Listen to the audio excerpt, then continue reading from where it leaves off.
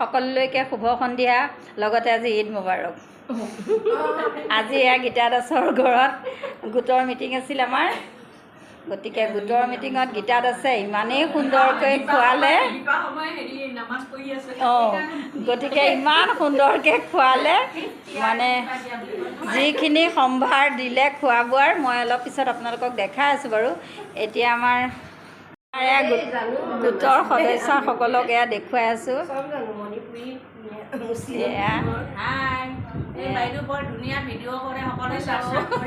সকলোৱে ছাবস্ক্ৰাইব কৰিব দেই, লাইক কমেণ্ট কৰিব। আপোনালোকৰ পৰা অকণমান কম পাইছোঁ মই লাইক কমেণ্টবিলাক, গতিকে আশা কৰিছোঁ অকণ কৰিব। এন প্ৰভাতী ব্লগ, এয়া গীতা বাইদেউৰ ঘৰত আমাৰ মিটিং, ইমানেই খুৱাইছে, খাদ্য দেখিলে মানে সকলোৱে খাবলৈ ইচ্ছা হ'ব।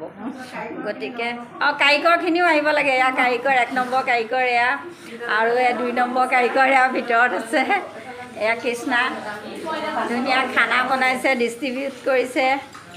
গতিকে আহা ফটোখন উঠি দিম এতিয়া, গোটেইখিনি একেলগে আহা।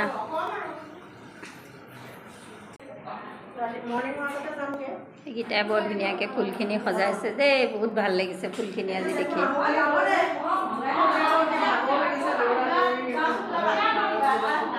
এয়া গোটৰ সকলো সদস্যকে বিদায় দিলোঁ।